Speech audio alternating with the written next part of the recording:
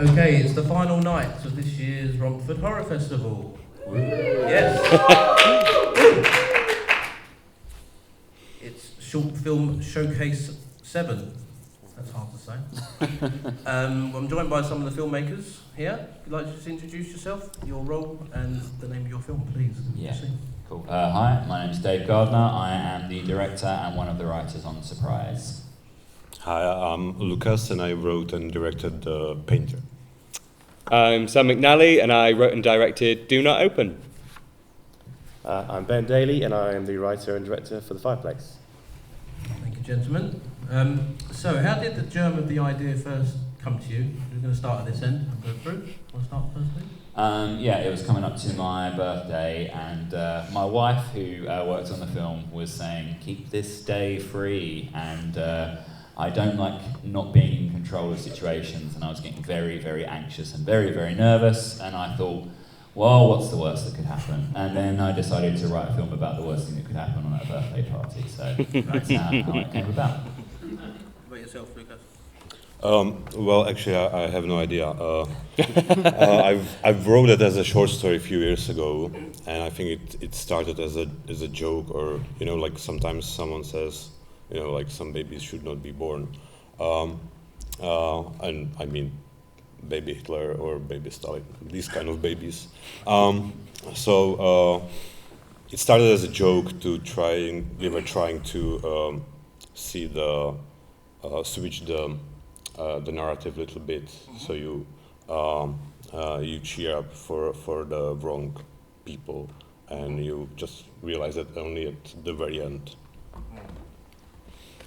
So actually originally mine was set it was like a massive, 40-minute short film set in the 1930s, and I was looking back through scripts to see what could I shoot, and I reread it and was like, oh, actually I could do this on a much smaller scale, and so I developed it, and I was really interested in taking this sort of found footage thing of having people who have no idea they're in a horror film, they're actually in a kind of romance film, really, and then adding that horror element to it. So trying to make that film you can watch from multiple perspectives, and trying to make something you can watch repeatedly was sort of how I approached it.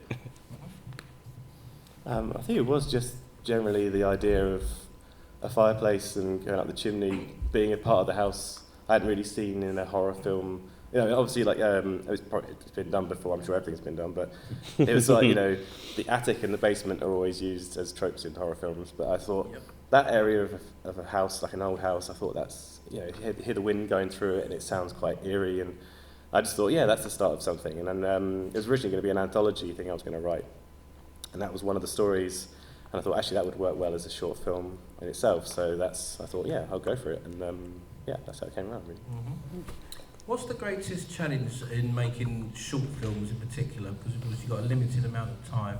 Yeah. Obviously, people can make absolutely fantastic and thorough stories in a short space of time. But you have only got a small amount of time. It is a specific skill. What do you think? In your film, what was or was there things you had to take out to keep it in that short form?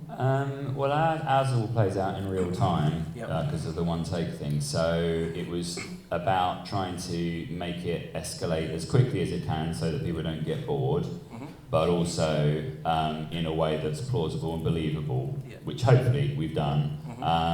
So that was the hardest thing to do, was really to get it to escalate at a good pace without kind of making people go, well, that's just silly, that would never happen. Okay.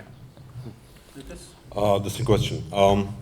I guess like in this case, this particular case was the biggest challenge, find the location. Okay. So you really don't find that many cottages in Czechia right now where it's not, when it's not redone or like new windows or new floors, so it's you can't use that.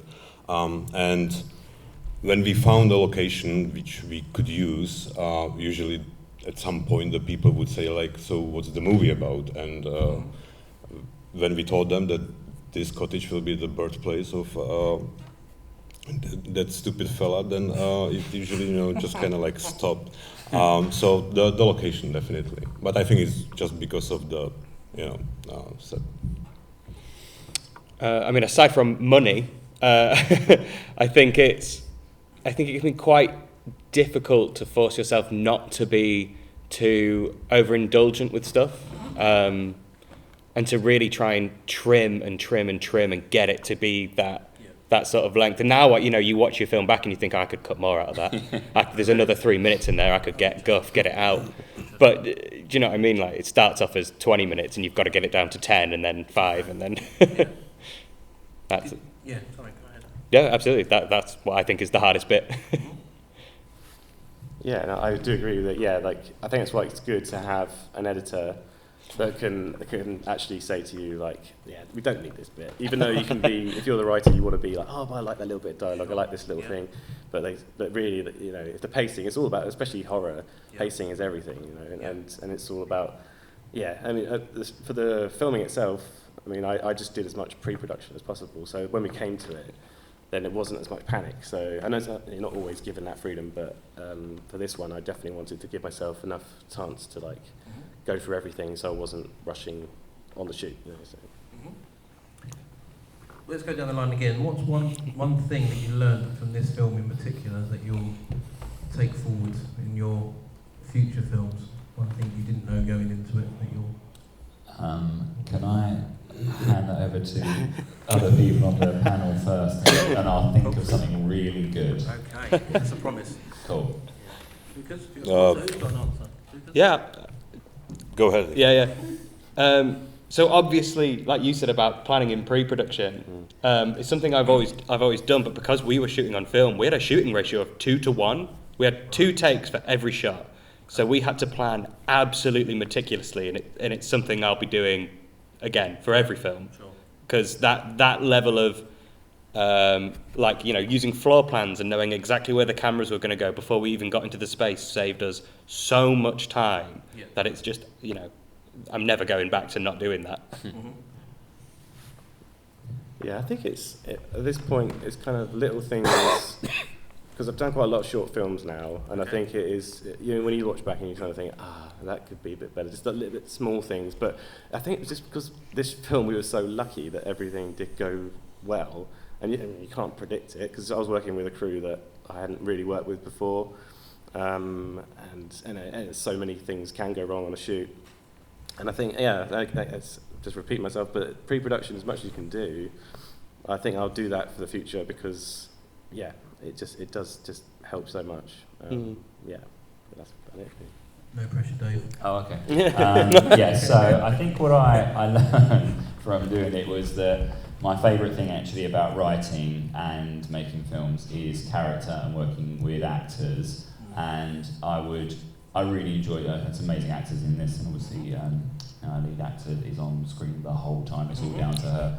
And I just like to have more time working with those actors, and I think more and more for me, story needs to be about character, and I need to have characters that I care about and can understand in some way. So it would be that. So it's not that good actually. Sorry, I built it up, but that's what I think I learned. That's all right. That's fine.